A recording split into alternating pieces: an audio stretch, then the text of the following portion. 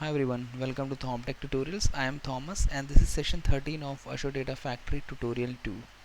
So in this session we are going to cover what is metadata activity. So this is the first activity that we are going to cover in our tutorial. So before that, please do guys like and subscribe my channel if not done so.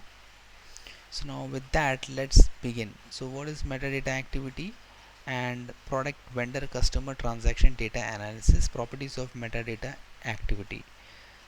So in a nutshell, what we are going to cover is we are going to switch back to the Azure portals and open the Azure Data Factory and see how to use Azure Data Activity, and we will have four tables that we have or four files that we have loaded to data lake. Like if you refer the previous session, you could see like how we have uploaded these Excel files to the data lake. So now through metadata activity we will crawl through or we will read these data or these tables or these files and see like what all properties are available in the metadata activity for us to use. So with that, now let's switch back to the Azure Data Factory.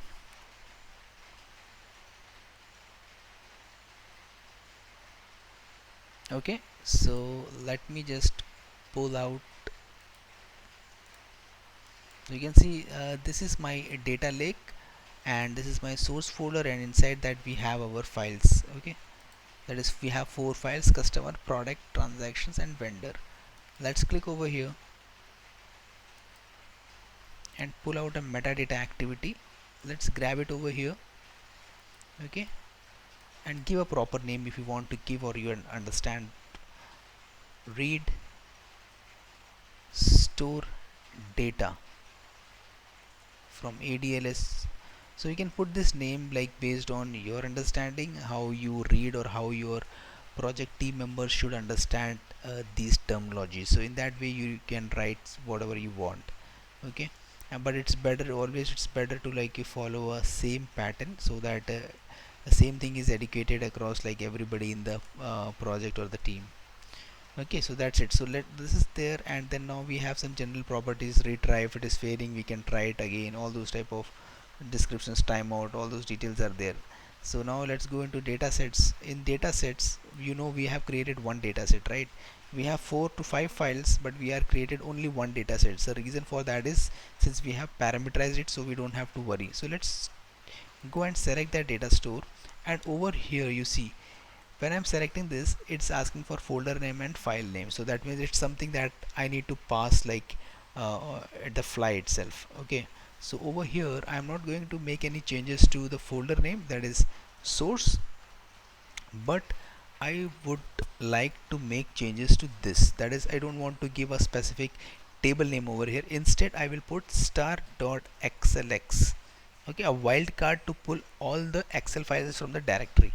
Click over here and then click on field list property. So this is the important property, field list property. We will have multiple properties over here, and let's click on this. You will see we have child items, column counts, content MDMs, exist, item name, item type, all many properties are there, structure, size, last modified.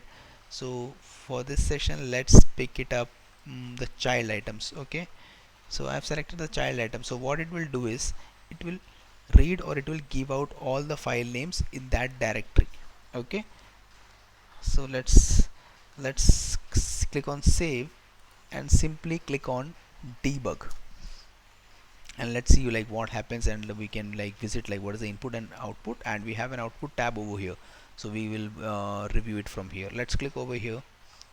Please select a worksheet. Okay, let's go back and see like if its worksheet is not selected, we might have to select a worksheet.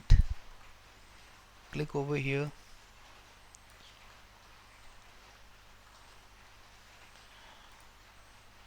Okay, now you see uh, since we have not given the metadata. Okay, so we have not given the table names, we have given the table name but we have not evaluated the metadata because it's a parameterized and I don't want to give a specific metadata because customer file will have 4 fields, vendor file will have 3 fields, like that. So I don't want to give this. Let's go back here and just click on the edit. Okay, and click as sheet 1. Okay, So if I click on this sheet, let's click on this customer sheet, sheet 1. Okay, let's copy this, go back and paste this value. Okay, and the sheet 1 is common across all the files. Okay, we can parameterize this as well if required. Okay, that's it. Now let's go back and see like what happens. Let's click on